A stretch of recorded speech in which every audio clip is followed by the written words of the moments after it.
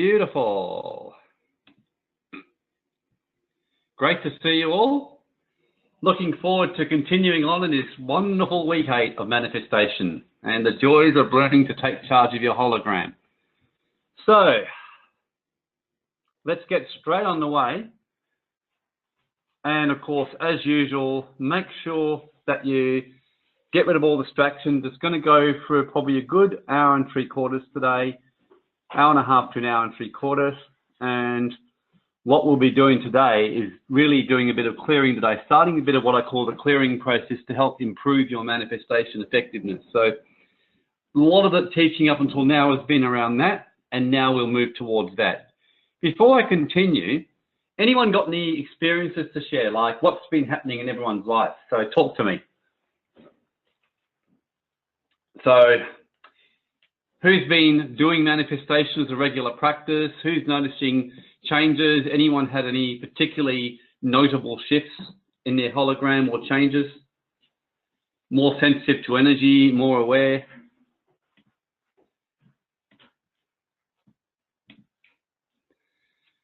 Max, holy moly, I've heard that deep reality is my total feel of reality has changed. Well, Max, if your feeling of reality has changed, your reality is going to be changing like record time. My boss is expanding the Gold Coast and putting me in charge. Well, goodness me, Max. Yeah, it doesn't surprise me. You've been really applying everything that you put. So, well done, Max. That's really good. Very excited to see that. Paul Dennis had one of the best months trading in a year. Yeah, well, I've had pretty similar myself with some of my own trading in that and just accuracy in remote viewing and things like that. So absolutely, the more you do it, it just becomes a life thing. Helen is more calm and less distracted. Max, thanks for in best course. That's great, Max. Yeah, well, we'll certainly be getting you in top shape, mate, and getting a great testimonial from you. But no, in all seriousness, I absolutely love it when we start seeing the real results. And generally it starts happening around week 5, and by about week 8, this is pretty common. So it's really good. And the main aim, of course, is just to keep doing it, because the truth is it's a little bit like when you do the hard work in gardening to get your garden in order. And when you look there after working your ass off and planting seeds and being annoying, and then you look and you smile and you've got this lovely, beautiful garden. But then if you stop gardening and sort of think, oh, it's all good now, after 3 months, it'll be start to go backwards.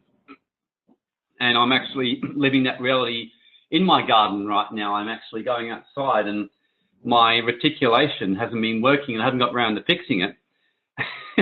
And I've got this lovely house and everything great. And I've got this front yard, but it's the most withered grass in the area, which is, I'm basically got on that one pretty quickly yesterday. So that within a month, it'll be back to normal. So all of the above, Christine Norby, I've had more sensitivity to hearing input from the masters in regard to different paths I could follow in life path investment. Yeah, look, it's great. You just start to do that. And more than anything, you start to find that you know more when you're off. Like, for example, this morning when I was doing some trading and betting, I just knew I was off. I could not get my radar in, whereas in the past, I wouldn't listen to those signals. The more you do it, you start to become very aware when you're on and where you're off, and then you know how to get yourself back into a good state when you need to be. So that's great, Christine. Yeah, so you're getting more input in the past. Yeah, James, you always trick me by hiding behind Helen. So, Julie, I've been doing manifestations most days and allowing things to manifest. Yeah, that's great. I can feel the difference in the energy at the moment. Max puts, I'm honestly blown away, definitely giving you guys a badass testimonial, totally life-changing. Yeah, look, thanks, Max, but your energy is so different from the start, you know, and I can feel it like when you first began the course, you know, you were open, but there was a lot more dark energy around you than there is now, and you know what I mean, which now you're just glowing with a lot of light and power. And because, yeah, you just start to take control of your mind and your hologram and realize that everything is the feeling and how you're feeling. And this is something that I've learned to completely trust my feeling and know if I'm not feeling abundant. And ironically, I will just share one thing with you all. the most important time for you to feel abundant is when you've actually got some financial challenges. That is actually the most important time, whereas most people are the reverse. When they've got lots of money and everything's working, they're feeling abundant, and then they tend to slacken off. And then, of course, when they're going through a hard time, they have fear and panic. I find when I'm having business challenges or financial challenges, that's the exact time I make sure I'm feeling abundant and give thanks. And in fact, what I always do is I imagine myself like a rose bush that's been pruned. That's all I do. And I just say, thank you, but I'm being pruned as a rose bush so I can bear better roses in the next spring. And vice versa. When you're actually abundant, that's when, although you keep feeling abundant, that's the time to be noticing, okay, am I still doing the same practices? Am I slacking off? What can I do? Is there any holes in my financial structuring? Is there anything which I'm not seeing? Have I got too complacent? And I can remember that one particular mindset literally saved me about 4 years ago, or 5 years ago now, when I had a business that was, prospering, money was pouring in, but I kept running myself by that rule. And I remember looking at my business and thought, right now I'm actually very dependent on one particular contract. If this contract falls over, I've lost 75% of my income. So I thought, okay, I might feel like I'm abundant, but I'm actually got a real problem here. So I'm going to make sure I keep my abundance and do something about this. And that was when I started getting heavily into a webinar model and working on that. And no kidding, that saved my business. Because literally about 6 months later, I actually lost that contract. I lost that contract. And I must admit, I was happy to lose it at the time because some things have been happening with the client that I didn't particularly enjoy anymore. But doing that was what saved my business. So it's very important that you feel abundant and that you also keep on top of the practical side of things. Christine Norby is feeling into it. That's great. Mitchell, yep. Max, yep. Now he's loving it. Max work. This is what happened to me 2 weeks ago. I got smashed with a ton of financial challenges, was pushed to my edge, did clearing and manifestation, and it all shifted rapidly. Yeah, that's just spectacular. Honestly, I actually get really excited because I can feel the shift in the energy, Max, and I can feel it across the whole group. And I'm sure all of you, you just make comments if you feel it in the text chat. You'd feel the shift in the energy of the group. And it's one of the reasons why Jesus said in the scriptures, he said that if any two of you shall agree together on something, it will be done for you. So when you have co-manifestation happening, it's especially powerful. And that is why I find the manifestation group, you can accelerate your results because you've got people co-agreeing with you. Like in my case, for example, I'm co-agreeing and co-manifesting with you by investing into this program. The masters who work with me and the co-manifestation is working together. So that's great, Max. No, that's exactly what you do. Just clearing, manifestation. And sometimes I can be clearing, like this morning, as I mentioned, I was really off in my trading and viewing. So I was clearing and clearing and clearing and clearing. I think I must have spent an hour and a half clearing before I finally felt a shift today. So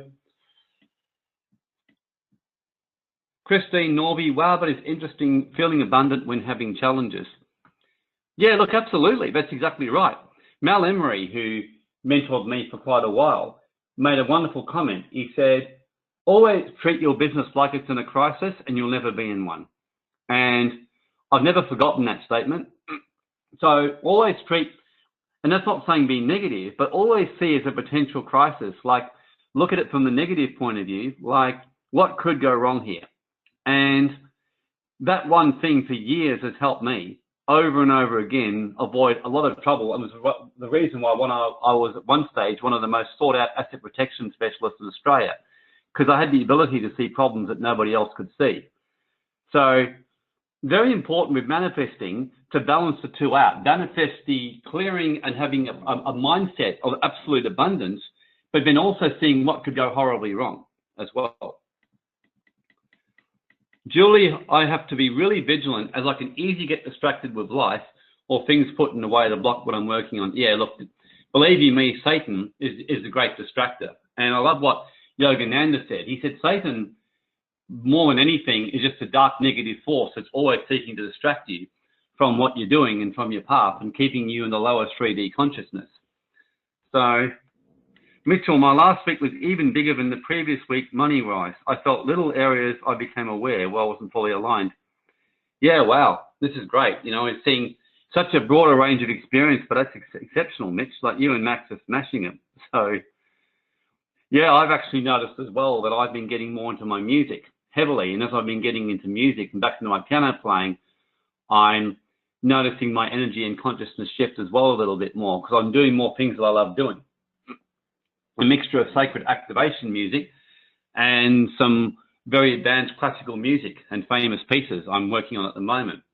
So the main thing is to keep manifesting and keep being led to the things that you don't expect. And I'll explain, and what I mean by that is that every time I was doing manifestations around wealth and growing the awakening within and city awakening, I kept getting messages about my music and about playing music, which on the surface didn't actually make sense. Whereas, of course, Mitch just, as an outsider, has straight away said, yes, Warren, embodying your creative side, yeah.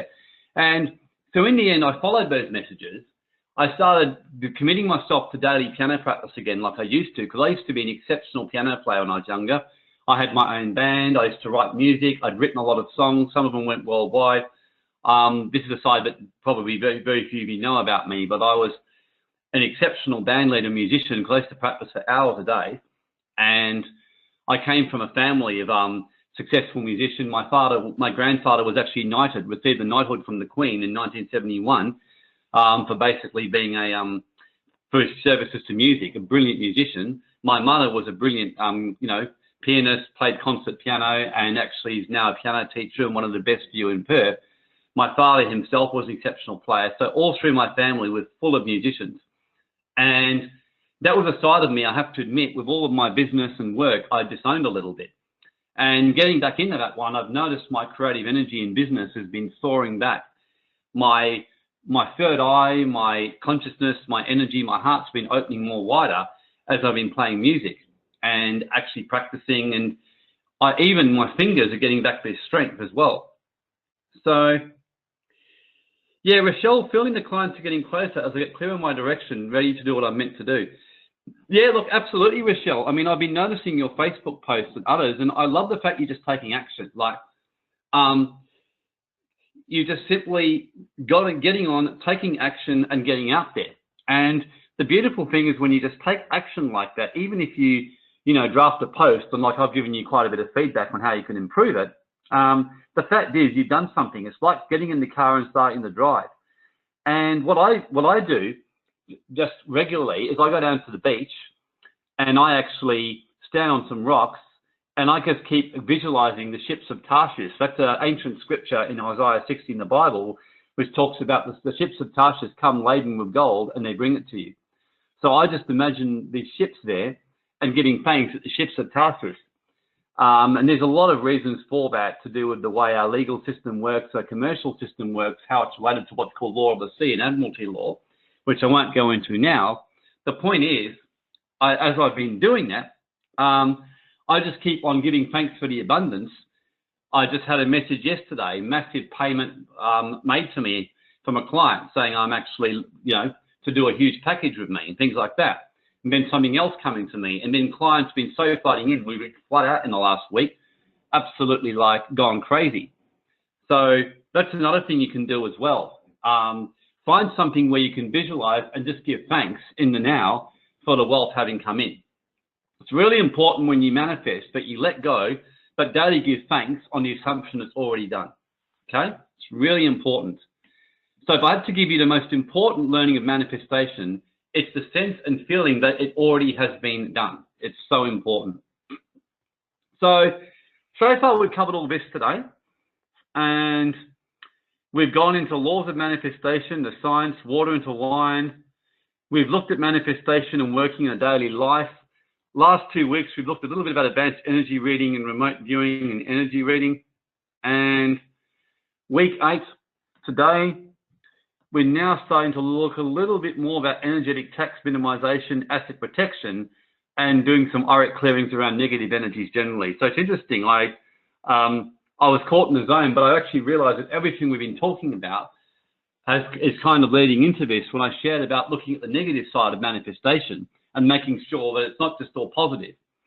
I personally believe that's the biggest reason why The Secret, many people actually said The Secret didn't work for them. And the truth is because The Secret was too much on the positive.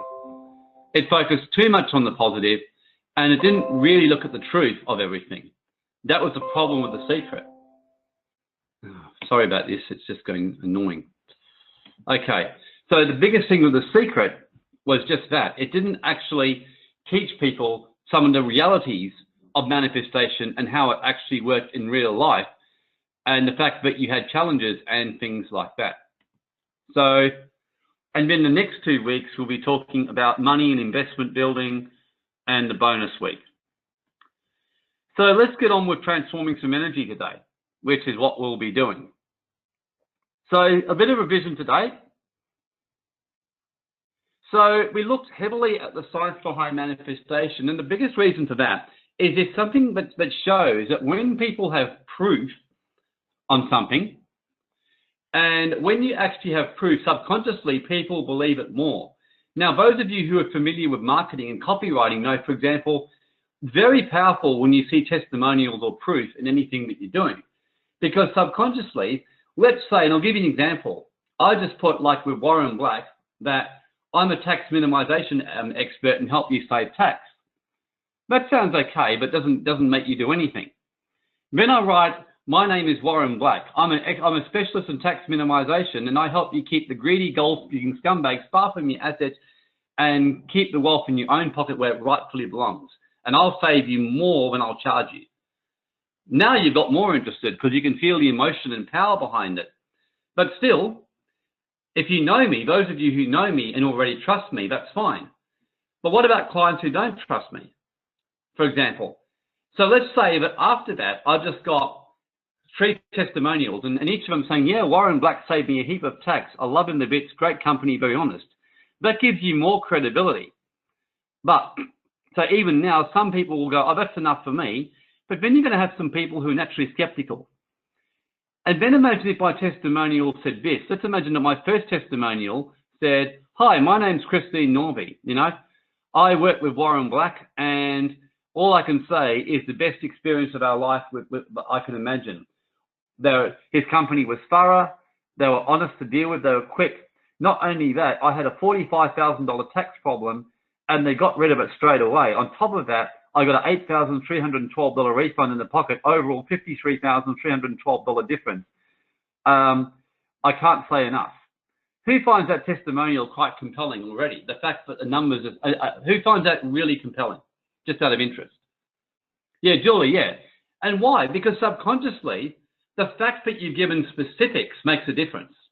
The fact that I've given a specific testimonial with a specific amount, subconsciously people trust that. And one of the things that with my web designer, for example, yeah, Steve Plummer, now I'm talking your language, Steve, exactly, you know. And my web design is very similar to you, Steve Plummer. Steve Plummer, by the way, everyone, is an absolutely spectacular copywriter. Like, I've used this guy to help me. He's taught me stuff. I've done a couple of his courses. He's written a few copies for me for a number of stuff. And so if you're ever looking for a good copywriter, he's your guy. Absolutely spectacular. No, I'm serious. He's unbelievable. Like, still to this day, I get his help in some of my webinars. So for any of you running a business who ever need an absolutely brilliant copywriter, who's honest and who's absolutely gets the results, he's the guy. Anyway, that's beside the point. It wasn't pre-planned, but this guy's helped me a lot. And yeah, and he will certainly confirm what I'm saying about the importance of being very specific. Now, understand it's because of the way that the mind works. And that's why with manifestation, once you've got the scientific principle proven by science, and we've got the quantum realm is real, and it matters preceded by consciousness proven now by worldwide renowned quantum physicists, including Oxford physicist Amit Goswami with a PhD and numerous others, and the fact that even scientists like Einstein and others, and Max Planck and Niels Bohr and David Bohr, have all proven about the fact that all things are interconnected and that space and time doesn't actually exist. That, in other words, we're multidimensional beings in a multidimensional universe, and the fact that things don't actually exist until they're observed, particles can become waves and vice versa. In other words, it's now proven that what seems to be a particle or a solid object is actually just waves or liquid. And the fact that like a television screen is becoming a particle, but it's actually laser waves which come first. So things don't exist until observed. Like we're now in scientists now proving that if you look at it, that the fact you're looking at this computer right now doesn't actually mean it exists. It only exists because you believe it. And the fact that now more and more are finding that alternate timelines, realities, and even parallel dimensions actually exist. And we're living simultaneous realities all the time. For example, it's important to realize that the past, there is actually no past. Excuse me, this is driving me, this is annoying me, so I'm going to fix that up. So, basically, we're living these all the time. Scientists have proven this. So when you're doing manifestation, you're not just doing spiritual stuff, basically of some guru, and that's powerful in itself because the spiritual is more powerful than the real, but now even science is admitting and acknowledging this fact. So scientists are now acknowledging this fact. Who finds that that fact alone has helped them get far better results in their manifestation? I'm really curious. Who noticed the change in their results and their confidence in the process? Helen, James, yes. Keep remembering Helen is James and James is Helen. But yep, so James, anyone else? Yeah, Christine Norby. Anyone else? Surely there's more than that. Rochelle? Yes, this, yep. Especially people who are intelligent thinkers. People who are intelligent, it makes a big difference. So it means every time you're doing a manifestation, you know with confidence that we are following scientific principles and that it actually works.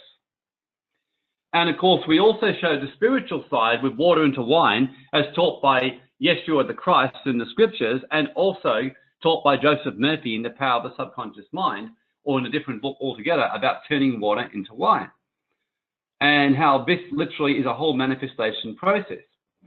We also looked at even how altering your brain state or getting into a deeper state of consciousness is basically a critical part of manifestation and learning to let go of your over monkey mind, so to speak. And although like the Buddhists and the spiritual masters have been saying this for centuries, now scientists are now approving this. The military used technology called neurofeedback to alter the brain state of soldiers to turn them into a remote viewer. And I can tell you now, even snipers, many of them also go through this altered brain state training. And that also is an important part of learning to manifest. It's one of the reasons why, for example, psychedelic experiences can be so effective. I'm very cautious of them myself, but I do from time to time.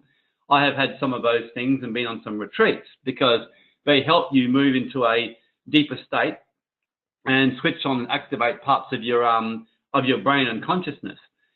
This is one of the reasons why there's been exponential growth for investment for the last 2 years. If you'd been in medical marijuana or cannabis, you would have done well because they're discovering the incredible effectiveness of it in curing all kinds of diseases. Very good for curing anxiety and neuroticness, for example. So I also shared the 5-step manifestation process, which is to create the manifestation, command it, clear blocks around it, take action, let go, and let God. And all 5 are really important. So you have to create and be clear. And, you know, I still see people sending manifestations like something like that bad and putting negative words, like, but I will get myself out of debt, or I won't struggle financially anymore. That's not a manifestation. In fact, that's the reverse. You're actually saying I will struggle. So formulate it in the positive, command it, don't ask for it or beg, clear the blocks using what we've taught you. And if you keep getting the blocks, it's most likely either a discarnate or karmic, which we'll do today. Take action, let go, and let God. And the letting go part and entering the stillness is really important, as well as taking the action, which is great now because many of you are now starting to do that. Notice in the letting go and letting God, giving thanks, entering the stillness, watching for the signs, and be patient. Cannot emphasize enough the importance of those things and actually entering the stillness, being patient and letting go. So reading energy. This is what we've covered last week. We looked at reading energy. We looked at using pendulums. We looked at and how they can work. And we looked at remote viewing, which of course, as many of you know, I do extensively. And it's something that it really does give you a bit of fun. And yesterday, for example, I remote viewed a few sporting games. Yesterday, for example, I remote viewed the Forex markets yesterday and things like that. And this certainly can improve your accuracy when it comes to financial realms.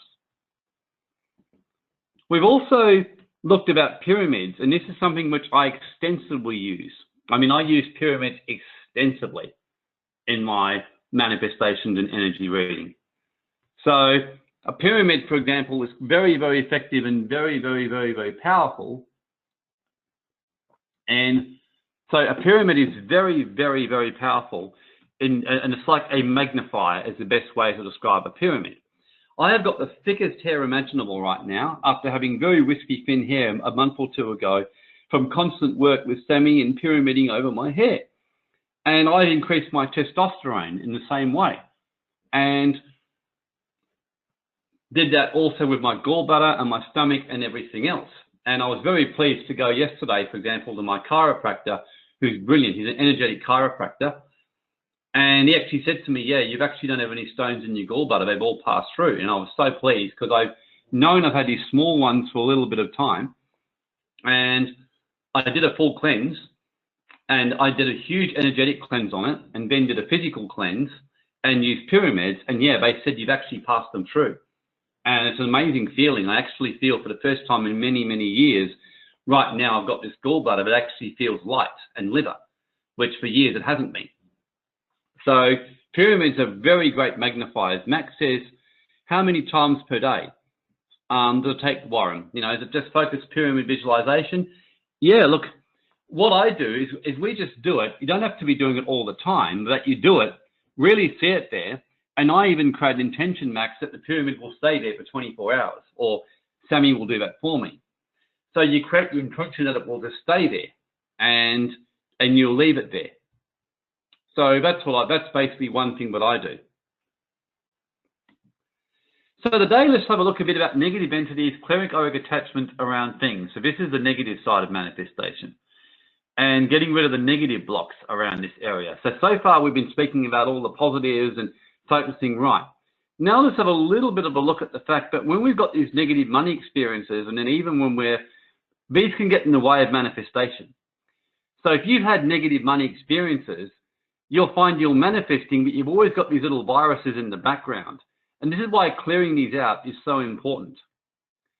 And those of you who've done our auric clearing, there'll be some repetition of that, but with some differences. But basically understanding that your aura and your energy field is a really important thing to basically live with and live by. So to have your aura, have your energy field. So your hologram is actually shaped by many, many factors. And, you know, you can create these auric imprints, attachments or blocks in your energy field and all this kind of stuff. So you can create all these things.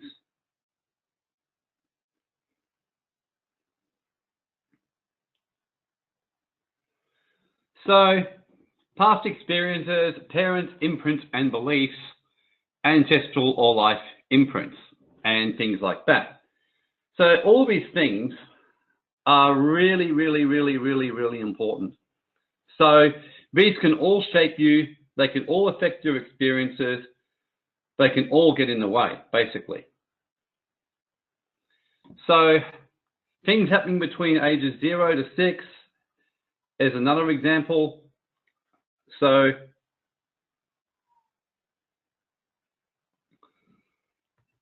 projections about the future. So all these kind of things. And the beautiful thing is, and I can tell you, this does work really well because, for example, I was finding as a remote viewer that I was very good at it, but I actually wasn't always making a lot of money out of it. And one of the reasons was I realized was I had so many negative imprints around betting, around trading and everything, from negative experiences, from what I've been taught growing up. I had an absolute plethora of these things. Yeah, and they really were affecting me quite profoundly. So one of the things that happened basically for me is I've had to spend a lot of time doing an absolutely massive amount of clearing. And so one of the things that I'll show you, for example, remote viewing, by the way, is a spectacular thing for those of you who really desire to take your manifestation to the next level. You can't learn a greater skill than that. J.J. Hurtak in The Keys of Enoch says remote viewing is an important skill to learn for elevating your consciousness. And for those of you who get stuck in your head, believe you me, there's nothing that will get you out of your head and teach you by punishing experiences when you're stuck in your head is remote viewing on the trading or financial markets, because any weakness in you, it will smash you, absolutely smash you.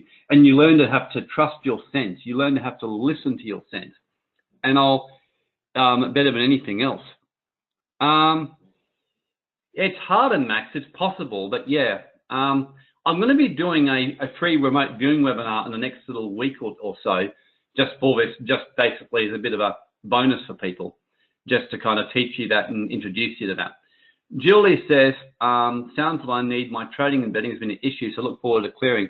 Yeah, and look, you learn to get more confident, and also teaches you to become unattached, you know. And I think for me, one of the great things about it was I experienced some very big losses in my betting at some stage with the remote viewing, and it knocked me, and I had to clear myself, but it really taught me. And I noticed these days, I'm a lot more comfortable now. When I have a loss, I'm fine with it, and I just move on from it quickly. And yeah, just basically move from it. Because basically it's like a computer virus working within you, giving reverse manifestations. And the good news is you can clear these viruses.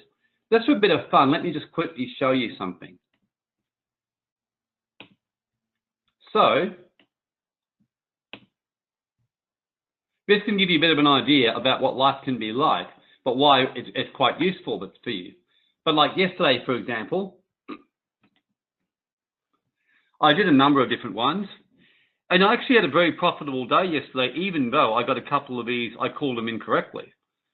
And the reason why was, in the part, was just more than anything, when I lost, I just moved on.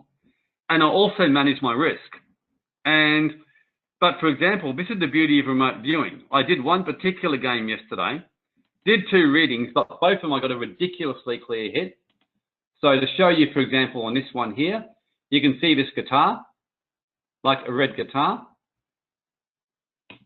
as compared to a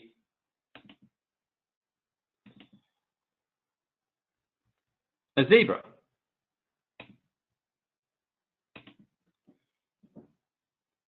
That was my basic reading, done in a bit of a rush. So I didn't use my normal template. Red, orange, brown, and I got red twice. And of course, the guitar was red. Thin and steel. I just got a sense of something thin and with steel. That's the guitar strings. Cotton, curved, circle, and I thought that looks exactly like the guitar. So I just got straight on and did a quick bet, and I'll show you that in a second, actually, just for a bit of fun. The same thing with this game here. In fact, Rochelle is on this, we did this one, because she's learning with me right now, and I did my own reading. I straight away got this picture, did a fireplace.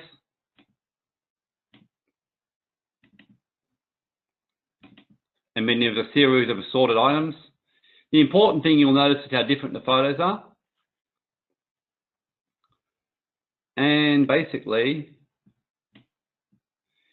yellow and orange were my first colors. And that was, of course, the fire. And then I didn't really get many other colors, as you can see at all, just yellow and orange. Curved, warm, orderly, circular, thick. And again, when I looked at the picture, and you can see how it's all fenced. If you're too linear with this, you can miscall it. Bingo. And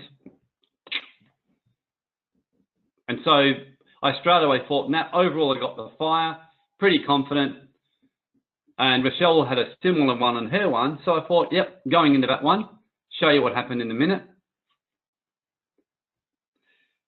This one, for example, let me find the other one. Just give me a sec.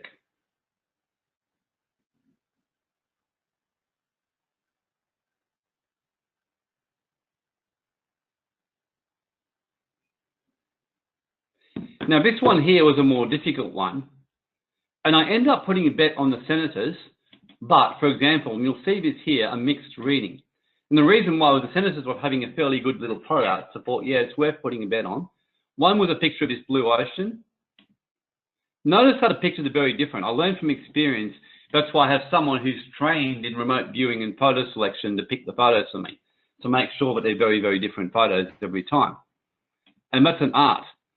And as you can see there, one was very colorful blue, one was that. Now, when I did this one, my difficulty was I got red, violet, colorful, orange, rough. As you can see here, there's a lot of strange colors that bore no relevance to what I got. But the one thing I did keep getting in the back of my mind was a light blue. So at first I thought I got that. The second reading, it looked a little bit more like the other team. And that was this one here because of the descriptors I put. In the end, I did that. And then today, just to show you, I've done a few today. I did one here, which I didn't quite get in on time, but I was extremely confident in my reading because I did a second reading on this one. I got this strong sense of hazy, crimson. Now, keep in mind, I'm showing you this because this is manifestation as art. I just kept getting a sense because I was getting very vague readings all the time. So I had to do a lot of clearing, and then this was after doing my clearing. So actually, I'll show you the first reading before I did my clearing, which told me that I needed to actually focus on this. So you can see there, I've got those cigarettes, or these cigars.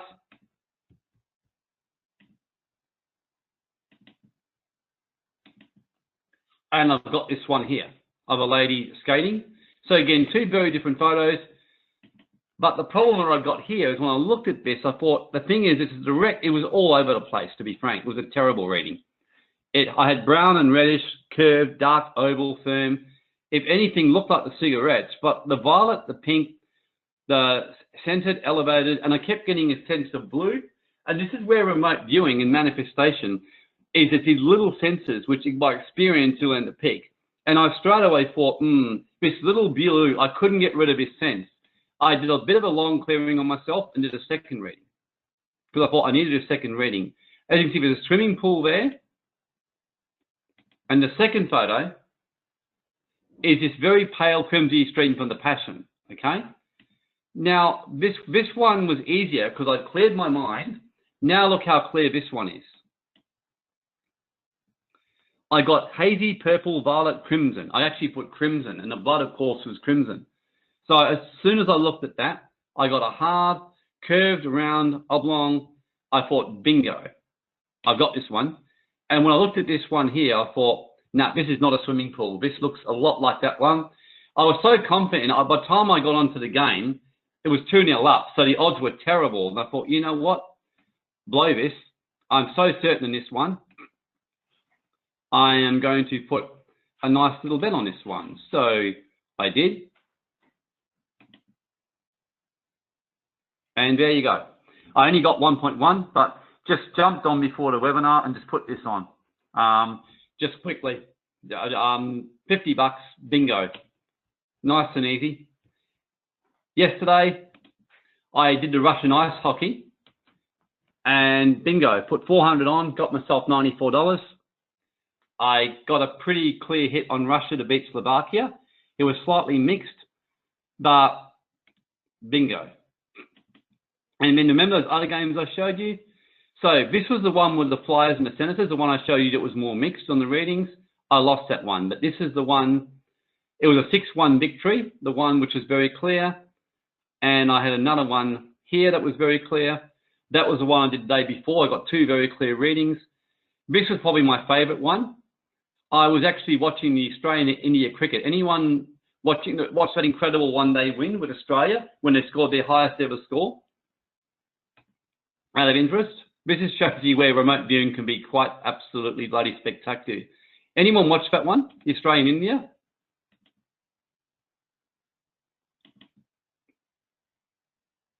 No one? No, it was an incredible win. Australia won again. Well, what happened was India came out and belted the shit out of Australia, excuse the French. They hit 350, 357, and Australia were 2 for 12 before you could blink. And then when the score was around about 2 for 100 and something, Australia, the odds were like 5 to 1 or something like that for Australia to win. And I remember thinking, well, I might go put a huge bet on India because I'm sure India will win this one. This is why you have to be unattached, because I was going to go put a massive bet on India, paying a very small amount. I go ahead and do the first reading. So that's the India picture, as you can see. It's just basically a orange juice. And the second one, so is a desert with a blue sky, okay? Now, when I went and looked at my view, thinking, yep, I should get India, I got blue and green. I thought, hang on a sec, what's going on here? And I put orange in brackets, so I thought, oh, maybe that is India. But when I put in brackets, it means I'm not so sure. Slightly firm, I got green twice. Cylindrical, and of course those cactuses are very cylindrical, box-like rectangle. I thought, shit, this looks a little bit like the Australia. I better double check this before I go place the $1,000 bet on India, which is what I was going to do. I thought I better check this one. So I go ahead and do another reading to clarify. And of course, that's the India reading, which is a toothbrush and a toothpaste.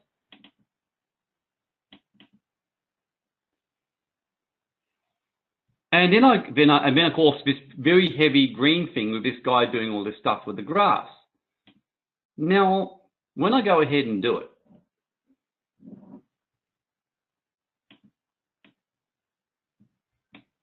look at what I got. Large, heavy, round, curved, solid, warm, circle, grey, brown, black. I thought, okay, hang on a sec. So the India one I've got is one here, which is this. And I thought, this doesn't bear any relevance to that. This just bears no relevance whatsoever.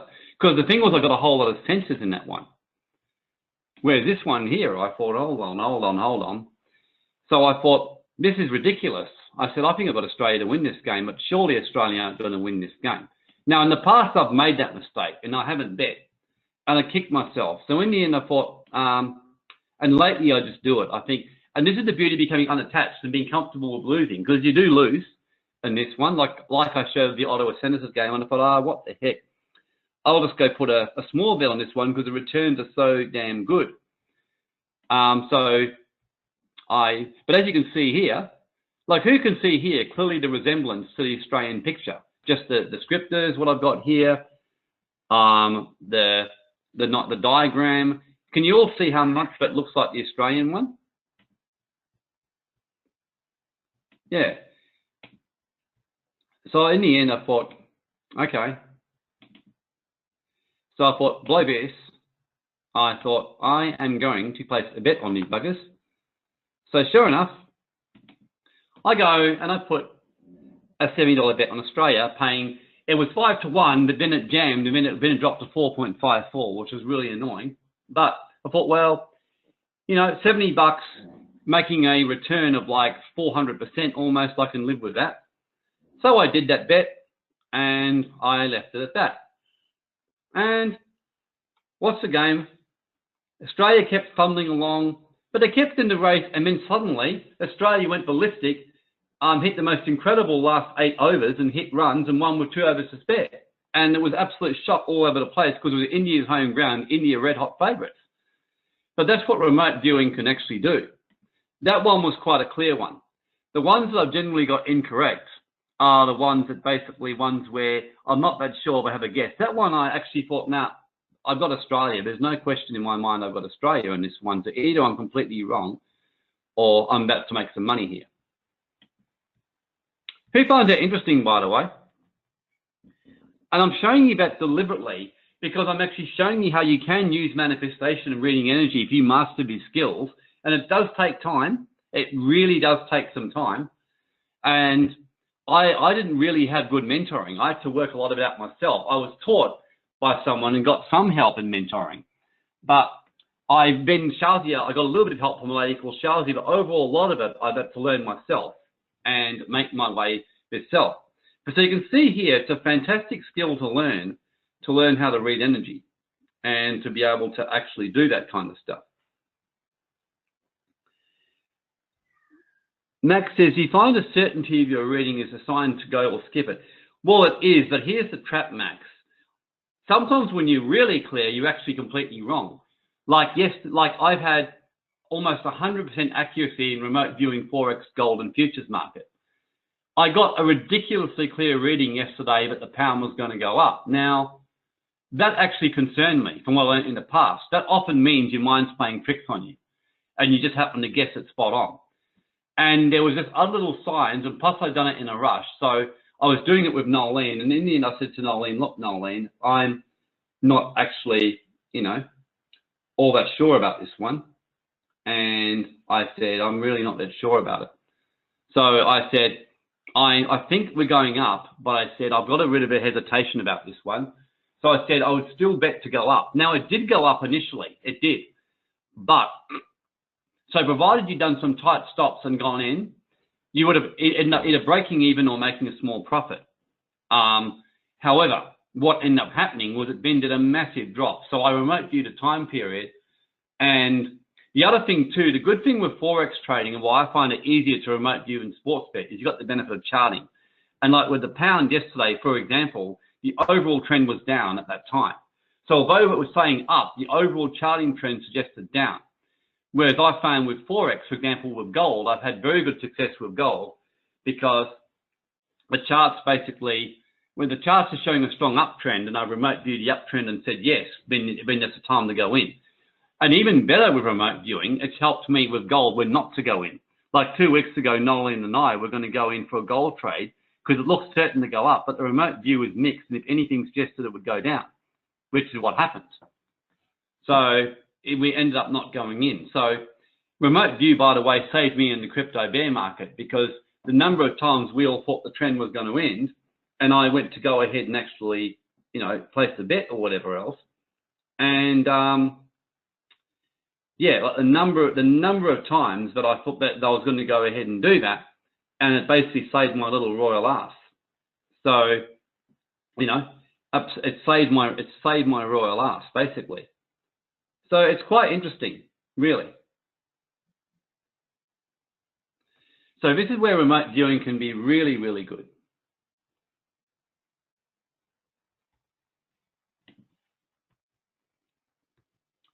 So basically you can create auric imprints by going analogical in the childhood experiences. From these experiences, we create imprints or fragmentation within our energy bodies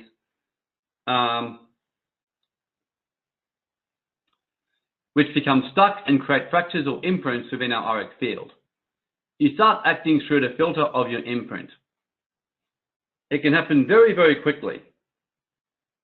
So, like ridiculously quickly.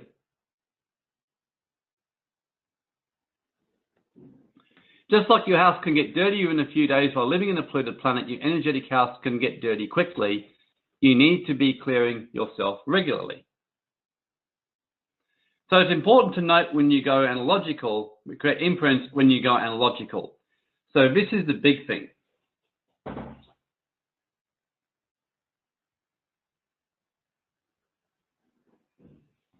So this is a really big thing. Different types of entities or attachments. Discarnates,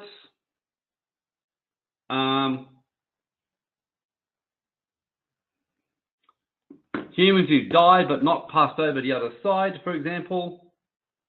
These are the kind of attachments that can really basically get to you in the end.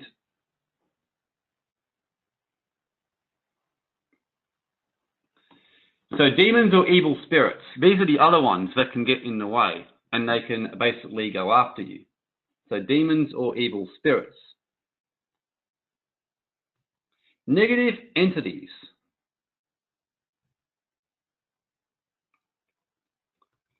Spells.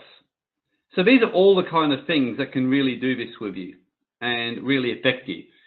So just to explain a little bit about what these are. So when we're talking about the garnets, what are we talking about? These are basically humans who have died, but basically have not basically passed over into the fourth dimensions or whatever else. So demons or evil spirits. So there's a difference of them, and the garnets are like people like you and I who died and passed over basically. So basically, they're basically fallen masters. So demons are fallen masters, basically, is the best way to think of them. So they're fallen masters, and basically ones who were once elevated and have now turned to the dark and unfortunately working for the wrong team, basically. So that's basically who they are. Negative entities are organizations or groups like cabals, cartels, principalities or powers which can send spells, curses or hexes. So these are all the things that can get to you. Now, I'm not going to go too heavily into this today because we do auric clearings on that one. But basically, the point to realize is that these things can interfere with your manifestation. And if you don't believe in dark forces, for example, I've had people saying, I don't believe in dark forces. And to be honest, I pissed myself laughing. I said, that's a little bit like, you know, living in the ultimate fantasy. I said, you know, either you believe that we're on planet Earth and we're isolated, there's no supernatural realm, or if you believe there's one, you cannot for a minute say that there's not light and dark. I mean, it's just obvious as absolute heck that we've got light and dark happening at the same time. So there's light forces and there's dark forces that absolutely work against you to try and get in your way.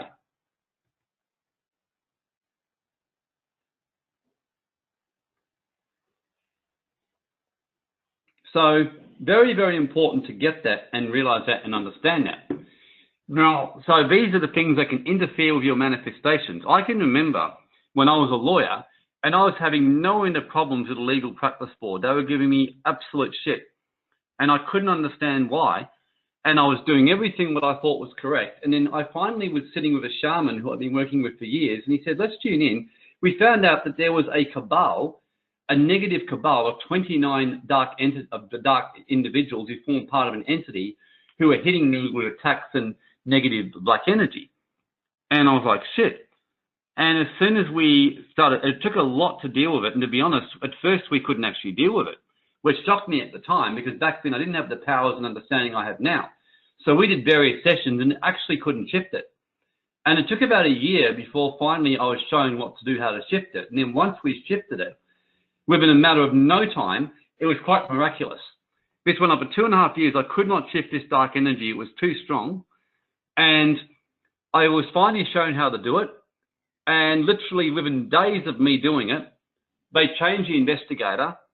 I got a much, much kinder investigator who actually turned out to be a friend of my sister's, would you believe it? The guy met me. We settled the matter in like 10 minutes and it was done. But up until then, so this whole thing in the physical realm, there's this spiritual stuff. I remember meeting a shaman from a mystery school who I met, an amazing guy. And this guy was telling me he had a $900 and something thousand debt with the tax office that they were chasing him viciously for. Now, he'd been taught in very advanced mystery school learning in how all this worked. So he said he basically moved into the spirit realm and he encountered this and he managed to work out how to connect directly with the negative entity behind the tax office. And he said he actually met the beings who were behind it. And there was 3 of them and they basically told him, we're not removing this debt from you. Now, cut a long story short, he did some work and he was very advanced in his knowledge. And in the end, he said to them, that's fine, you can hurt me, but I know how to attack you back, which he did. He'd been taught how to do it. So he told him, I'm going to crash your computer system using psychic warfare. And I'm going to put you down for days and weeks. And and they glared at him. Now it's all happening esoterically, and they said to him, "Yep, no problem." And then in the end, they said, "Fine." The next day, without him making any phone calls, he gets a call out of the blue, and the tax office told him we decided to drop your case. Now, honest truth, you know, and I've had similar things happen. So these are things that can also get in the way of your manifestation. Now, either you think I've gone completely mad, and in all honesty, I don't really care either way on this one. But yes, those who study, you know, advanced mystery school teachings and things like that, you will quickly learn this kind of stuff. So it's quite profound and quite extraordinary how this all actually works in the real world. So spells is another one, and curses. Now, what I mean by spell is putting some kind of hypnotic trance. And there are people who know how to do this, where they know how to actually manipulate your mind by using mental domination. So if you read books on hypnosis, for example, you can actually mentally and hypnotically put thoughts into people, like someone in a controlling relationship or a mentor trying to keep you working for them because they don't want to lose you as a client and keep money for you. They can hypnotically basically manipulate you energetically. So things like that. So curses, you know, hexes, for example, is the other thing. So what do I mean by a curse or hex? So a curse or hex, what I'm meaning by that is basically some kind of, a curse is a negative thought or attack against the person's soul, like word, pictures, usually happens completely unintentionally, so, but can happen intentionally. So a curse is when someone can do that. And for example, you can do this on people without meaning to. Like my ex-wife, at one stage, my business was really struggling. And I discovered that when I was with a shaman and I went into a deep state, that she was attacking my business with curses and hexes. Now, fortunately, she was a very spiritually aware, and it wasn't deliberate. She was just angry at me because she thought I was not, you know, looking after her enough. So I contacted her and told her what happened, and she straight away apologized. Now, before that, mind you, I actually went energetically and spoke to her using this kind of manifestation on a deeper state. And I spoke from her what's called higher self to higher self. It's where you go into a deep state and you imagine and project their image into your consciousness, and you talk to them. And as soon as I told her that, she apologized and she pulled back the dark energy. And I rang her up the same day, and she goes, yeah. She goes, wow. She goes, I felt something shift this afternoon after. So she said, what time was it? And I told her.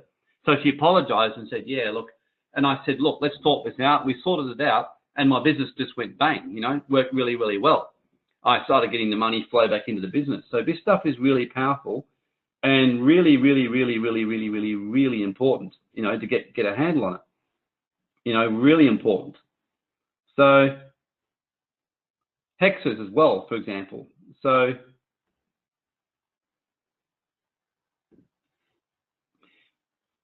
hexes on the body, curses on the soul. Another one I'll mention here quickly is pacts as well, entering into some kind of pact with someone, that basically going into agreement with somebody who's essentially not aligned with you, or ancestors have done the same, that kind of thing. Inner vows, promises made to yourself, like I will never be like my mother. They will absolutely bind up your manifestation. Like, for example, I will never do gambling, or I will never be a successful trader, or I will never trade because that's bad. And when you forget about it and start doing trading, those vows, your subconscious remembers them and keeps them operating within your energy field. Outer vows, commitments to secret societies, organization, people. Wedding vows, until death do us part, or we will be soulmates forever. And that's another one. So be very, very, very, very careful about those kind of vows. You know, like we will be soulmates forever. That's a corker. And or some kind of vow where you join a Freemason society or Templar or Satanic. Those things, until they're broken, last. The wedding vow is really important. I had to actually, you know, clear my wedding vows and make them right energetically, because many people, when they have marriage breakups, never really get a successful relationship again, or if they do, they've still got lingering problems with their exes. So yeah, my ex and I have got an amazing relationship, and that's one of the reasons why, is because we've made this kind of, we've cleared these things between us energetically. So very important to do that and get this one right. So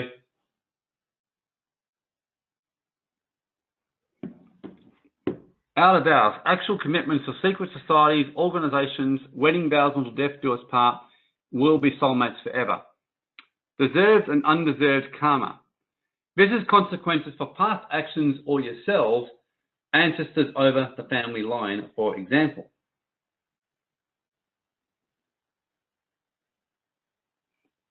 So, what attracts negative imprints around money to you? Fear of loss, anger towards past experiences, money in general, resentment or jealousy of others, bitterness towards other success, holding on to past financial losses is a really big one.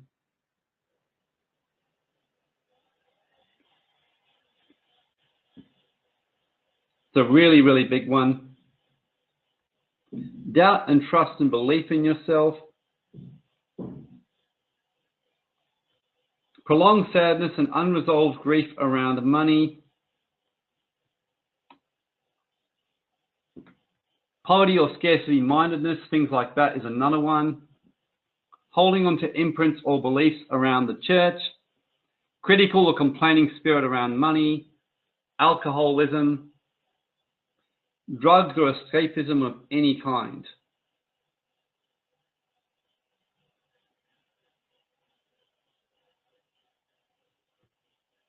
Misuse of sexual energy, negative thoughts of yourself, negative thoughts and spoken words of others like toxic people.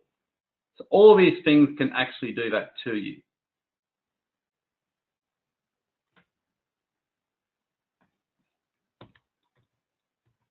So we can acquire them by relationship breakup, as an example. Being cheated on by a partner is another one. Continued health struggles, a traumatic experience. Yeah, Christine, exactly. These are all things that can do this to you.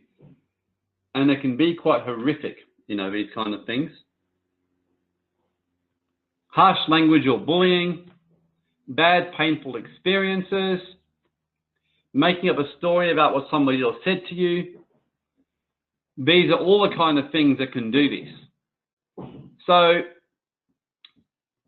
and any other bizarre things that happen in your life. So yeah, it explains a lot, doesn't it, Christine? You know, these things can really affect you and get in the way and really screw up your energy field. So for example, we can acquire auric attachments around money by starting a business and failing. That's a really common one. And some will be dropping out of people. Business having continued struggle for an extended period of time. Failed investment on one or more occasions is another one.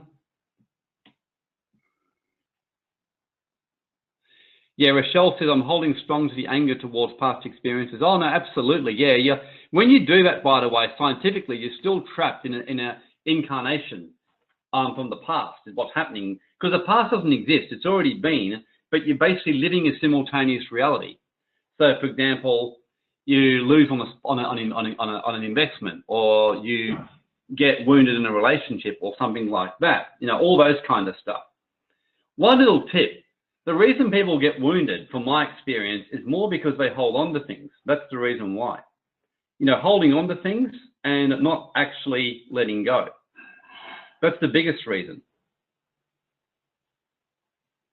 Is holding on to things and not letting go.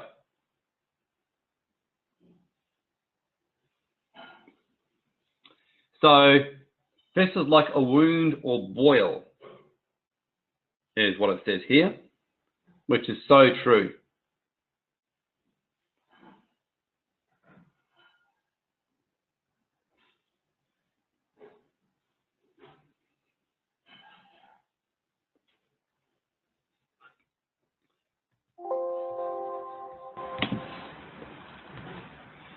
So being scammed or ripped off in money, business investments, bad accountant, bad supply contract, getting stolen from, making a bad mistake like transferring money to the wrong account, you know, that is an absolute corker, for example. You know, that's a real corker.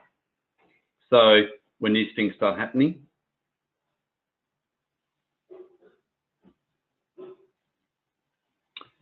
So trading markets is certainly one of the fastest ways for those of you who trade to go analogical and attract some lovely little auric kind of attachments. As those of you who trade know what I'm talking about.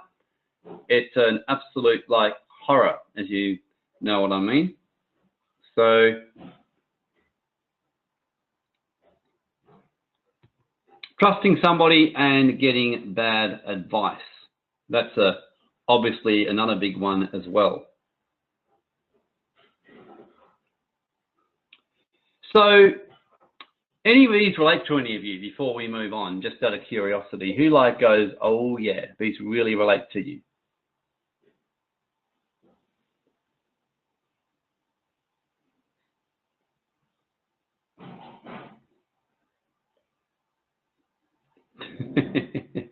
Yeah, it certainly relates pretty well, doesn't it?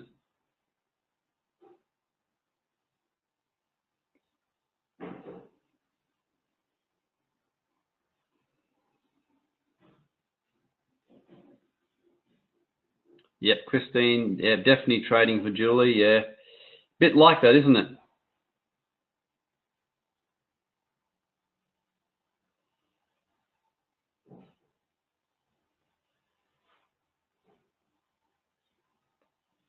Yep, trading for Christine Norby. Yep, look, I certainly find that when I'm doing remote viewing on trading and Bing, I have to do it pretty much regularly.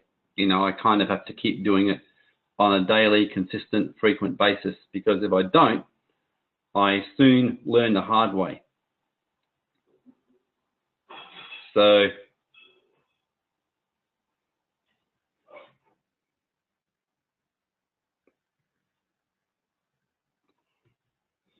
clearing imprints.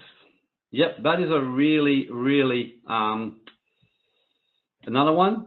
Mitch, what does Mitch say? I'm just getting bad advice from Christine. I miss Mitch's. Oh, here we are. The voice in our head gives us really bad advice when it's not pure intuition, yet we listen to it frequently. Yeah, look, absolutely we do. So could not agree more, Mitch. It's a bit of a horror, isn't it, really? So yes, for Rochelle. So the ATO itself is an entity or hologram, and like in a big way. Indeed, there's a collective consciousness of hate, disdain, fear of this as well. So something about the ATO is another one that's very important for you to basically get yourself cleared out of as well, and dealing with this kind of one. Because the government is a collective belief of a system of people. We've been taught to fear it. It exists as a shadow in our subconscious mind and in our energy realm. So indeed, there's a collective consciousness of hate, disdain, fear, and a sense of being extorted, especially in Australia and the Western world, as well as a belief that for better services you have to pay for it, and therefore the high taxes work. So one of the problems which why people often end up with taxation imprints is that very reason, you know, they're carrying those kind of stuff. And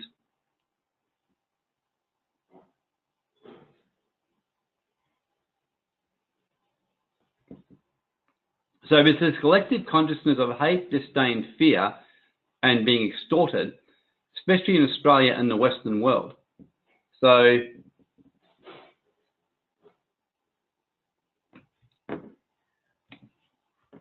tax as a compulsory exaction is about contribution, giving something back for what you receive due to being a member of the community receiving benefits or services. So for example,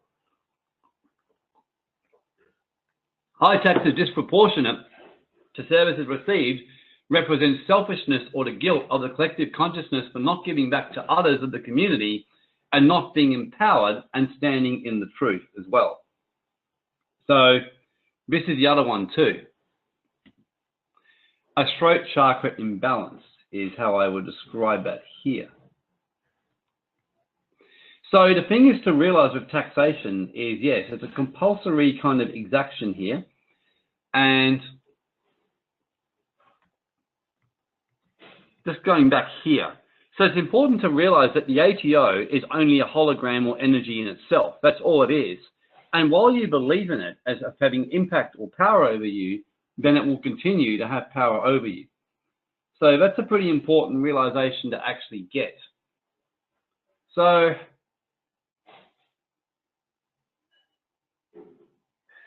So the ATO itself is an entity or hologram, as is the government. So the main thing to realize that is that generally when people are getting problems with taxation and paying high taxes and can't seem to get away from it, usually what it means is actually going on is that basically you generally are not contributing or giving back. And one of the reasons I believe we're living in a high tax world these days is because people are no longer giving back like they used to society and to the community. Now, people are not doing it anymore. People are basically trying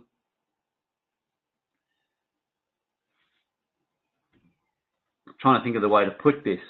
People are basically more caught up with personal gain and things as a rule and just giving back a portion rather than really contributing and helping fellow humans and others in trouble and in need.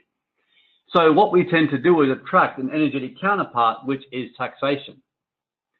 So using a Louise Hay type methodology, high taxes disproportionate to services received represents selfishness or the guilt of the collective consciousness for not giving back to others or the community and not being empowered and standing in your truth, for example.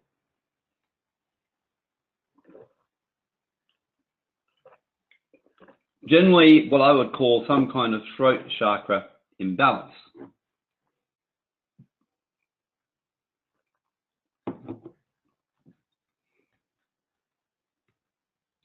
It's interesting, isn't it, Christine? Yeah, absolutely. So generally, we are not just individually a conscious collector, but we manifest on an individual level as well. So, and we're manifesting as a collective consciousness. So basically, once we start doing this, then yeah, absolutely, we are basically manifesting this on a collective level.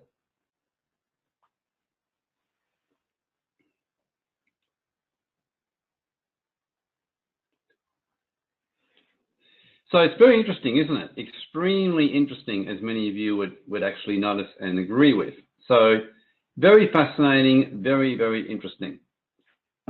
So Christine, if we clear ourselves of this guilt and start giving back, yeah, absolutely, then it helps for sure. Absolutely helps for sure.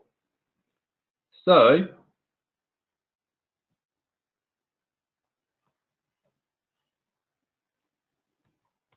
what is the solution? Moving back beyond the realm of taxes and into the realm of higher contribution and giving back as a sovereign individual, i.e. recognizing common law responsibility to honor life, liberty, and property and contributing a fair and equal responsibility to the benefit of the collective.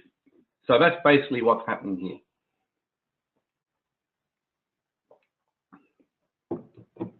So yeah, Christine likes this, absolutely.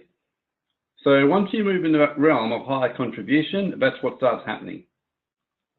And fair dealings. You can claim the right to be sovereign and free from taxes. So that's how you start to get yourself from taxes, by doing this very thing. So, tax audits. Tax audits are very similar. They represent a probe or looking at more detail at your life and finances, making you basically accountable. Is what they're basically doing.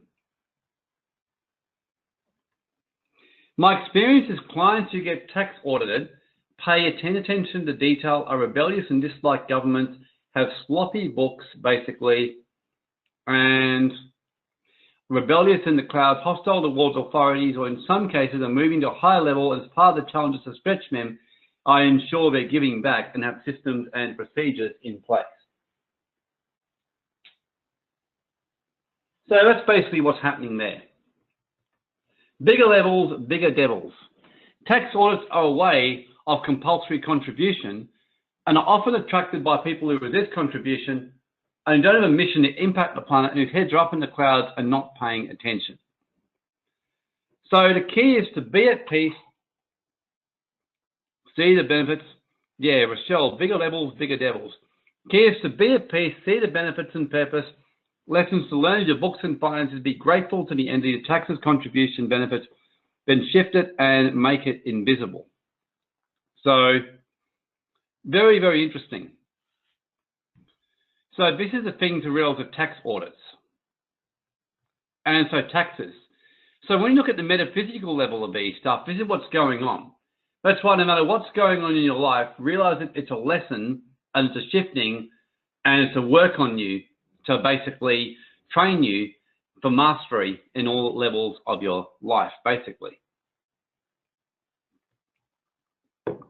So this is an example of when I got tax audited and I simply went ahead and applied these things and I saw the changes in my life.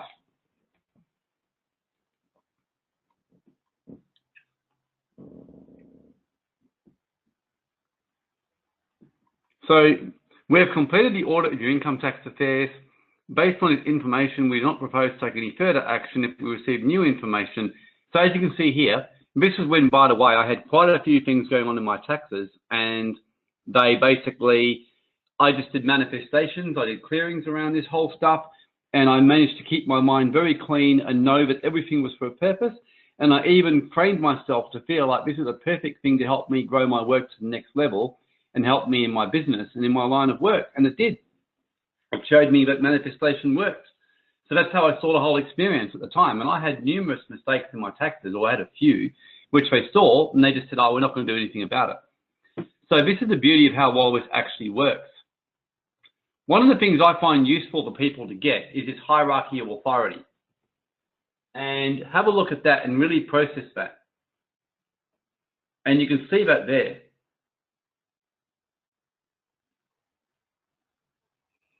God, source, higher consciousness or infinite intelligence, sovereign man, government, then persons. So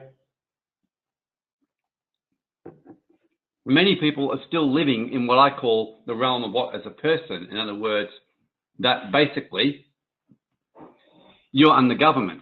Whereas we actually create government, and in turn, government is meant to go back to Almighty God or source and to higher principles and higher laws. That's why Jesus in the Lord's Prayer said, pray, but it shall be on earth as it is in heaven. So, on earth as it is in heaven. So, understand this very thing today, that higher consciousness, infinite intelligence, and sovereign man, government, then persons. So, what you desire to become is someone living as a sovereign man or woman in that sovereign higher realm. That's how you desire to be actually living and making that part of your life.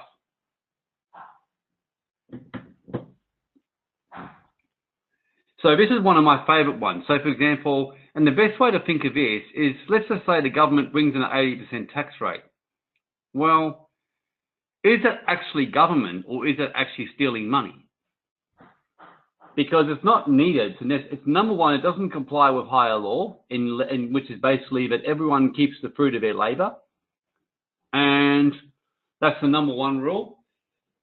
And the other rule of that as well is the fact that everyone's meant to give back or contribute. So if the government requires some form of contribution back, then absolutely, that's fair. Some kind of tithing or contribution that's used for the higher good. But taking 80%, using it to send all the money across to international bankers, and fund all kinds of politicians doing anything they ever want, really is basically more a conscription system. That's why I use this word persons. The tithe is a 10%, yes, exactly. So this is quite useful when you actually understand this. It's what's called the energetic foundations of government and sovereign man. Common law is life, liberty, property on fundamental fairness and equity. Statute law is based on contract, agreed to laws, or man based upon rules and system with truth, fairness, equity, and justice irrelevant. And Blackstone's dictionary, the difference between the two used to be well known and understood. So very important to get that and understand this thing. The difference between lawful and legal. So basically, the common law is that laws are based on what ultimately acknowledges or honors life, liberty, and property. Whereas statute law is basically purely a commercial kind of thing, and there's no relevance to necessarily what's fair, what's honest, what's good, what's just, and what's right. It bears zero resemblance to it whatsoever.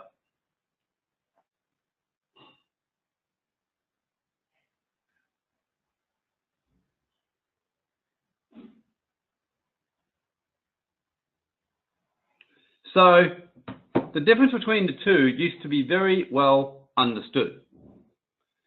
And once upon a time, it was known that common law basically meant that laws had to be fair.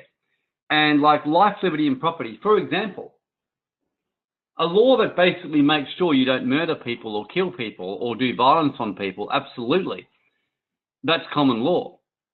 Because what you're doing there is everyone's got a right to be free from violence.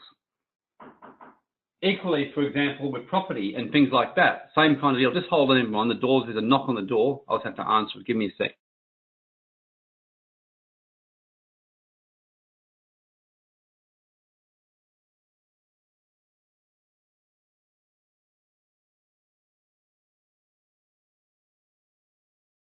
Now, everyone, I just had the piano tuner come, so I'm going to have to move into a different room. Come a tiny bit earlier than I thought, so just hold on. I'm just going to have to move everything across. So just give me a sec, everyone. Give me about 30 seconds.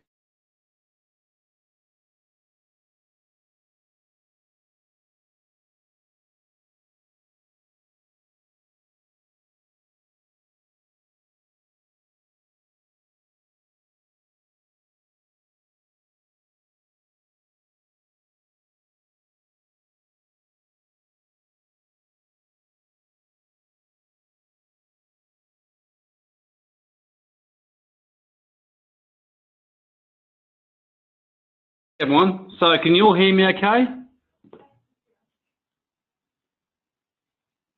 Yeah, okay, great. So please excuse all that happening there.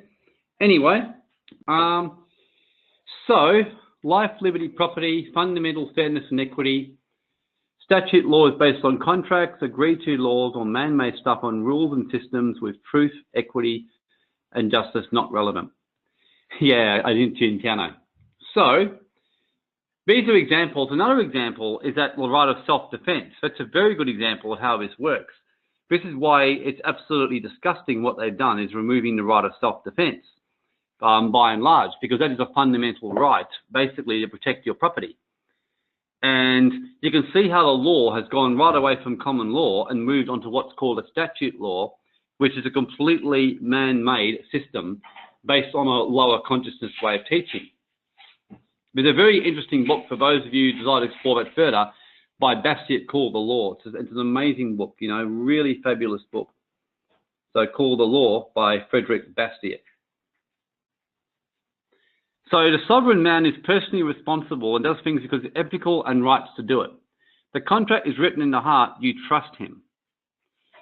And what I call the son or daughter of the system knows how to use lawyers. It's about entitlement. In other words, it's about a system. So one of the things that those who desire to be sovereign understand sovereignty works both ways, which means if you desire to be sovereign, you take personal responsibility. That's one of the first things to learn with sovereignty. Now, just hold on a sec.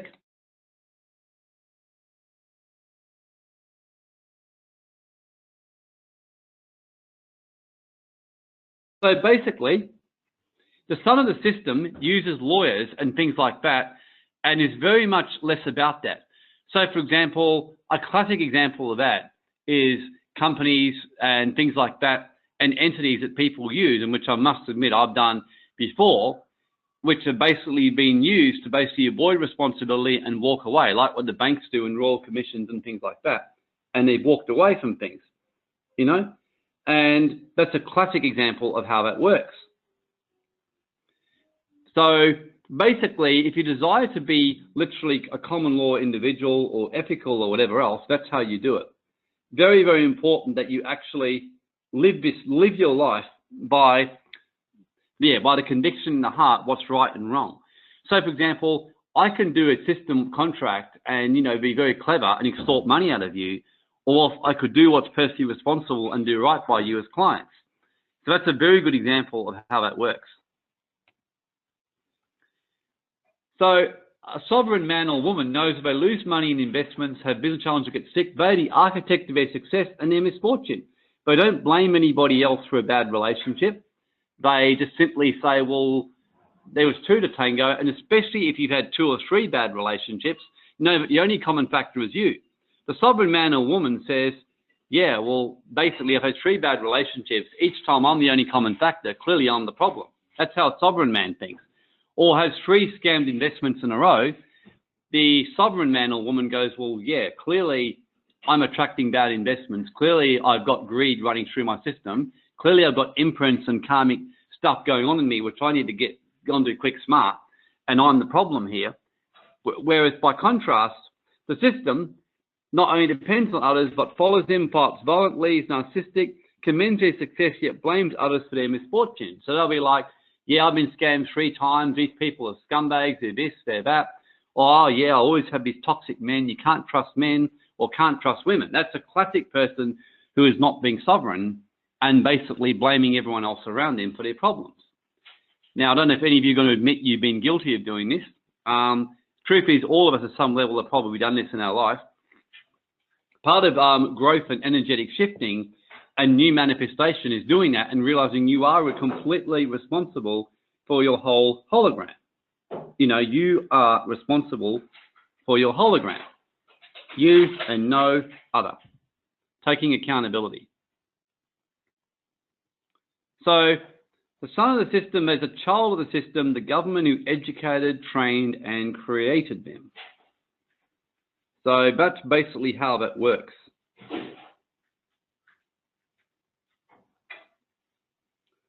So basically success and things like that.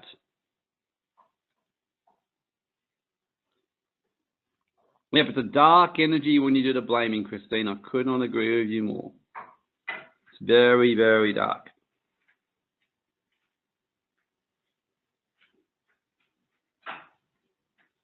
So, yep, absolutely.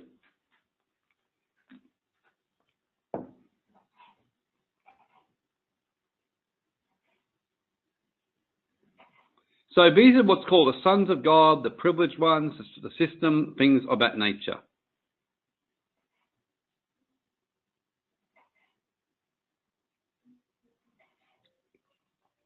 So the Pharisaical leadership, you know, it's entitlement, a coup.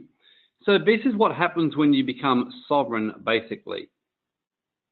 So the whole key with sovereignty is to do that and to absolutely realize that basically when you're sovereign, you think like you're a sovereign person. You know, you don't think like a victim. You think as someone who's truly, truly sovereign. You realize that part of having responsibility means that you are in charge. Many people fail in business, I believe, because they don't think that way. They don't see themselves as sovereign and don't see it in that way. They rather look at things from the victim point of view and basically not taking responsibility. So essentially, it's taking your absolute consciousness and shifting it to a higher level. So the son of the system is a child of the system, the government who educated, trained, and created. So the sovereign man lives beyond taxes, tributes, or custom, lives in the realm of contribution, making a higher contribution to the planet and its purpose, cares about the environment and policies. Whereas a system person pays taxes because they're required to do it, they resent it, they fear the consequences. They're not doing something because they feel right about doing it. They're basically doing something because they feel that they have to, and there's no other choice. So it's all about inner journey and personal conviction. And that's why it says, him that is weak in the faith you receive. And this is a beautiful little scripture. And have a read of what this one says here. Absolutely love this one.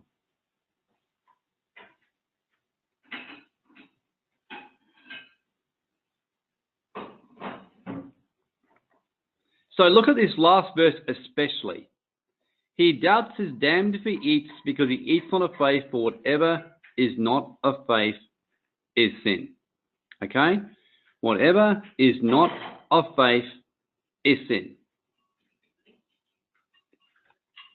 You poison yourself for not being congruent with your truth. So,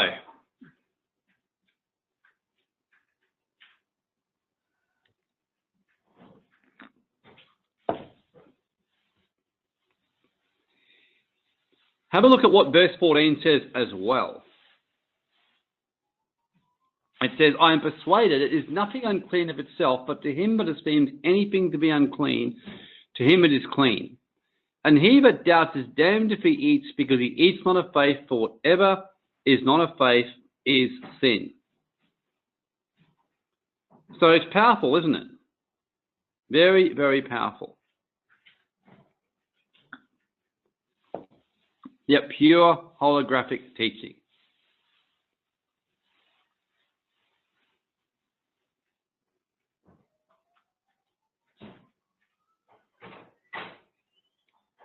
So, in other words, basically, you are creating your reality. If you believe, for example, that basically drinking, say, coffee is basically a sin. I mean, that's a silly example, but let's just give you an example. That drinking coffee is a sin, then basically, yes, you will be a sin in your mind. And if you break your conviction in what you're doing, you know, you will pay for it, basically. So you'll end up paying for it in some way. So by contrast, if you have absolute conviction that what you're doing is completely right, then no problem at all. You will have absolutely no problem at all if you believe it is correct and you believe in what you're doing. So this is why it's so important not to judge people for what they're doing and for their belief system. So important not to do that, as you can see. So, happy is he that condemns on himself in the things which he allows. He that doubts is damned if he eats, because he eats not of faith. For whatever is not of faith is sin. So these are your chakras. So now what we're going to do is we're going to go ahead and do a nice little clearing for you. Okay? We're going to go do a nice little clearing for you.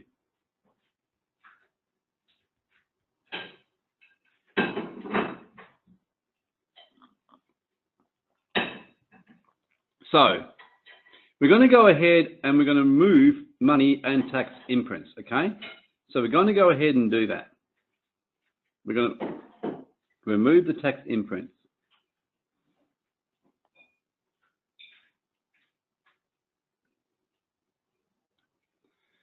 He looks like William, yeah, it's pretty funny. So we're going to focus on tax imprints and things like that right now, okay? The more money you make, the more tax you pay.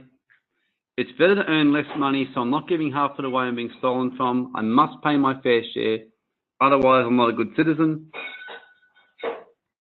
These are the kind of tax imprints we can end up carrying. So, we have a high service country with a great standard of living. High taxes is a price to pay for that privilege. People who minimize taxes are cheats. So these are the kind of things, for example, in your mindset, which you can end up having.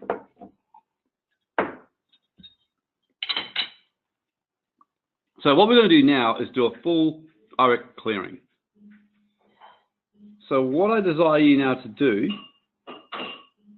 is go ahead and breathe deeply into your nose for 4 counts, hold for 4 counts, and breathe out for 8.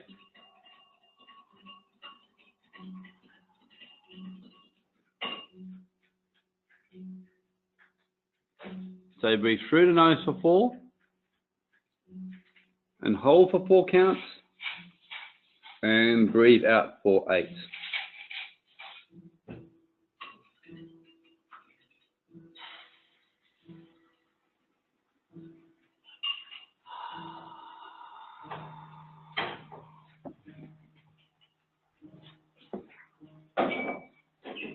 So breathing in through the nose for 4,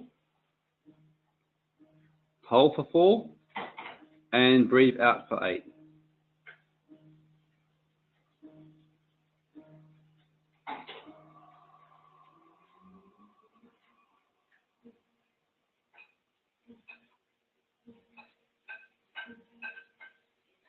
And keep breathing in for 4, hold for 4, and out for 8.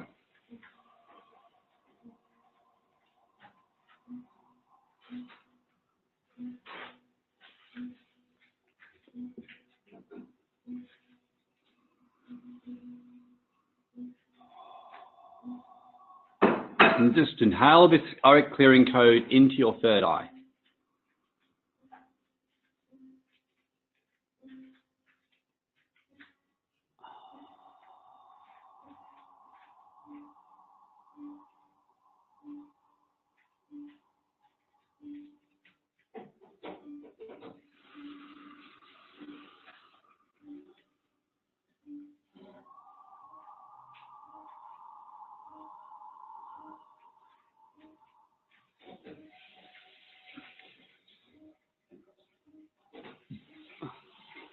It is commanded by the laws of the golden liquid realms and the chemical powers that the auric calibration clearing command code is used to clear all imprints, activating all of the EDS occupants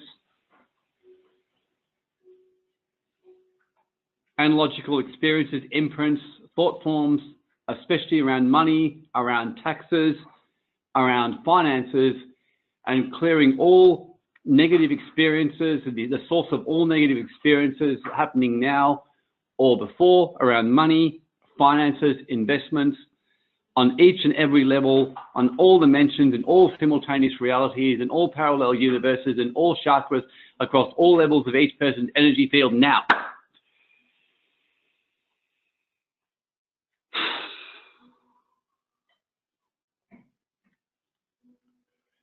And the energy is moving really strongly.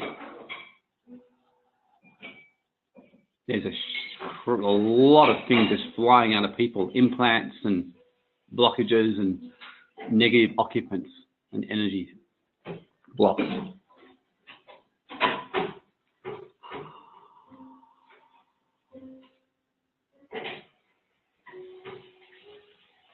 Yeah, copying fit for Natasha. Yeah, look, there's some big stuff coming out of people here. Clearing out all occupants and taking any discarnates blocking this clearing or in any way interfering and putting them into a pale silver reflector orb and moving them through to the tunnel for their life review to receive realms justly earned and to stop and to have him in a pale silver reflector orb out of the way and take a third order escort to take them through now.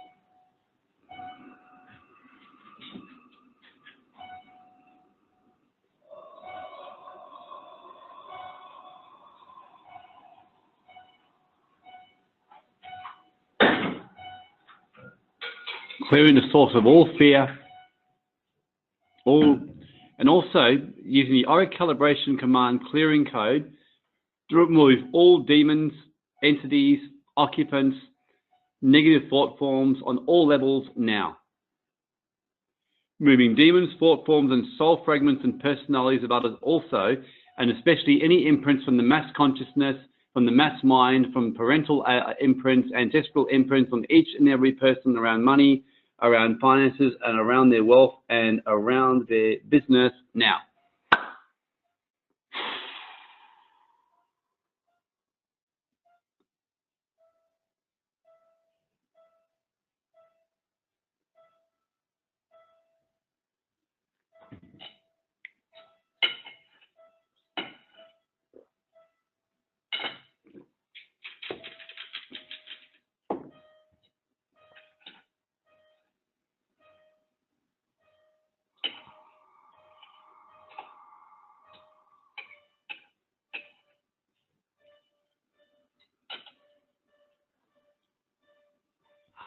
Okay, it's quietening down now.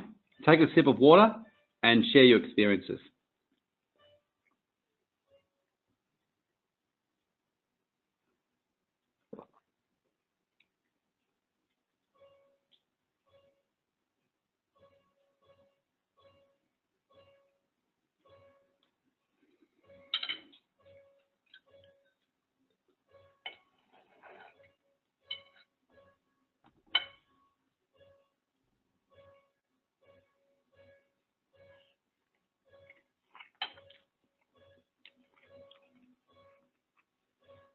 James, extreme calmness and massive tears. That's good, beautiful.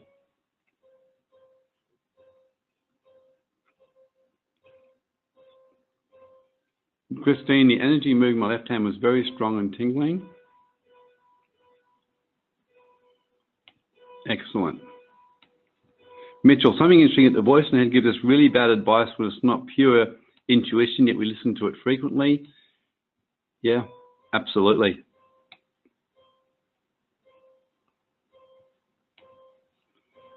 Okay, hang on. Sorry, Mitch, that was before. It jumped up with all the comments, which is a bit annoying. So I can't access these comments properly. Okay, I'm in there now.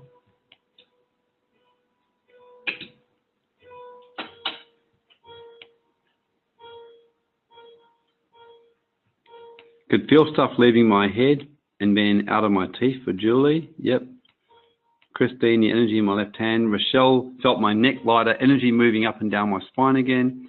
Steve Plummer, mild coughing release. Rochelle tingling. Christine Evans, massive pressure each side of the lower back of head. Something moved from my neck. Yeah, wow, that's excellent. That's fantastic.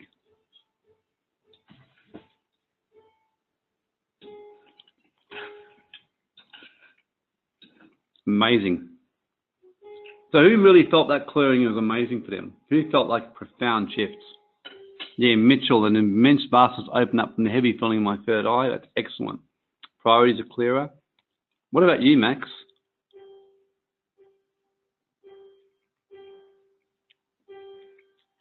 Yeah, Max. Quite thick but calm and slow release. Yep.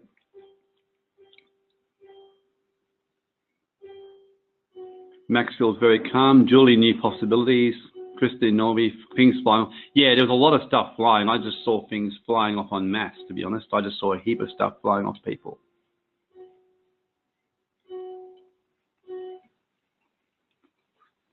Heap of stuff flying off people. It was magnificent.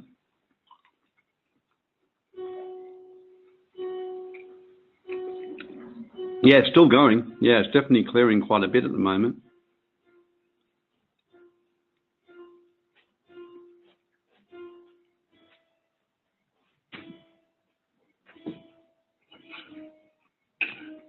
Matt Mitchell, I really like your instant conviction when you said now. Yeah, no, I just find that if you just do it with certainty, Mitch, it works. It's part of, as well as private manifestation, doing it for the group. It felt like it hit me harder. Yeah, absolutely, Mitch. Something I learned from a very, very gifted healer. I've worked with a couple who are especially gifted, and I noticed they spoke with absolute conviction and authority, and that worked really, really well. Christine Norby felt pressure on third eye, much clearer, more freer and light. No, excellent, everyone. Feel like it harder. Christine Nausea, Evans was feeling nausea, now much better. That's excellent. Rochelle, things clearing. Yeah, so that's a little tip for those of you who desire to be a healer or manifest in the future. See, that's part of your path, is doing things with conviction. Notice you've got to do it with certainty and not hesitate. And the worst case scenario is you do it with absolute certainty and you're wrong, and so be it. It's better to be wrong with absolute certainty than to kind of be tentatively be right or half right. So yeah, Mitchell, do it with daily manifestations. The reality is you're going to miss it at times. It's like when you do trading and do betting, for example, you especially find that out, you're going to miss it at times. That's just life. The main thing is do everything you do with certainty and conviction. Okay, everyone. Any final questions before we end today?